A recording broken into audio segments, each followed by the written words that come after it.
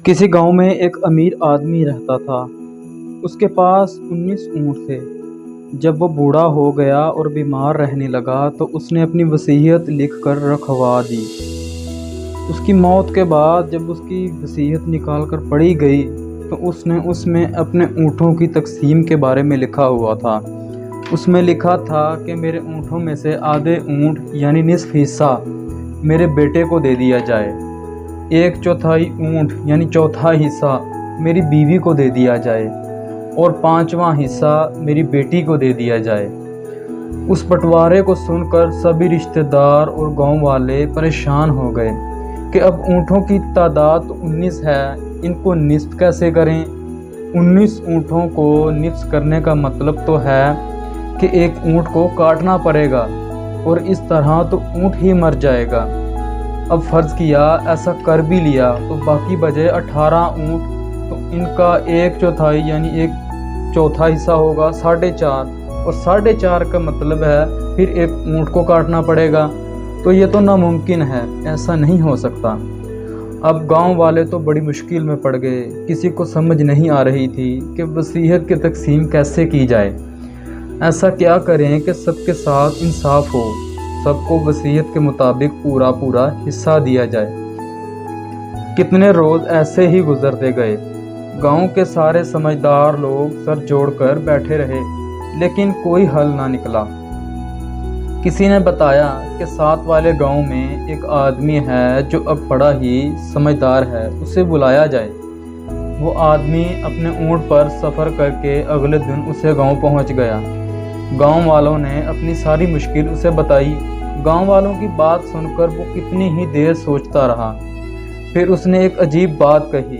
वो बोला कि इन 19 ऊँटों में मेरे वाला भी एक ऊँट शामिल करके वसीयत के मुताबिक तकसीम कर दो। गांव वाले उसकी बात सुनकर सर पकड़कर बैठ गए। एक तो मरने वाला पागल था जो ऐसी वसीयत कर गया, और अब ये दूसरा पागल आ गया है जो कहता है इन ऊँटों में मेरा भी ऊँट शामिल कर लो और बांट दो। उन्होंने उसे समझाने की कोशिश की कि भला दूसरों के लिए तुम अपना नुकसान क्यों करते हो, अपना ऊँट तुम उन्हें क्यों दे रहे हो। लेकिन वो आदमी ना माना। उसने कहा जैसे मैं कह रहा हूँ आप लोग वैसा ही करें। गांव वाले ने भी कहा तुम्हारा भी ठीक है, अगर तुम राज़ी हो तो हम भला एतराज़ क्यों करें। अब उस बुज़ुर्ग आदमी ने वसीयत के मुताबिक तकसीम शुरू कर दी। उसने कहा 19 और 1 मेरे वाला मिलाकर 20 ऊँट हो गए। वसीयत के मुताबिक इसका आधा यानी 10 ऊँट उसके बेटे को दे दिए जाएं, और 20 ऊँटों का चौथा हिस्सा हुआ 5 ऊँट। 5 ऊँट उसकी बीवी को दे दिए जाएं। अब 20 ऊँटों का 5वां हिस्सा 4 ऊँट बनता है, तो 4 ऊँट मरने वाले की बेटी को दे दिए जाएं। अब ऊँटों की तकसीम जब मुकम्मल हो गई, सबको उनके हिस्से मिल गए, तो बेटे को 10 ऊँट मिले, बीवी को 5 और बेटी को 4 ऊँट मिले। कुल मिलाकर 19 ऊँट उनमें तकसीम हो गए। एक ऊँट बच गया जो समझदार आदमी का था। उसने अपना ऊँट पकड़ा और उस पर बैठकर अपने गांव रवाना हो गया। गांव वाले हैरान परेशान रह गए कि इसने अपनी समझदारी की वजह से इतना बड़ा मसला हल कर दिया और किसी का नुकसान भी नहीं हुआ। दोस्तों, इस कहानी से हमें ये 2 बड़े ही कीमती सबक सीखने को मिलते हैं। पहला सबक ये कि किसी की मदद करने से कभी भी आपका नुकसान नहीं होता।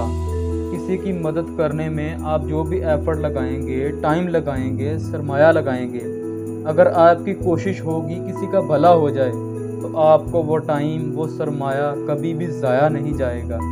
आपका कभी भी नुकसान नहीं होगा, वो हमेशा लौट कर आपके पास ज़रूर आएगा। और दूसरी बात ये, इस दुनिया में कुछ भी नामुमकिन नहीं। कोई ऐसी प्रॉब्लम नहीं जिसको हल नहीं किया जा सकता, कोई ऐसी रुकावट नहीं जिसको दूर नहीं किया जा सकता। ज़िंदगी में बाज़ दफ़ा हम अटक जाते हैं, रुक जाते हैं, हमें कोई रास्ता नज़र नहीं आता, तो हम समझ लेते हैं कि कोई रास्ता है ही नहीं, हम गिव अप कर देते हैं। हालांकि वहाँ रास्ता ज़रूर होता है।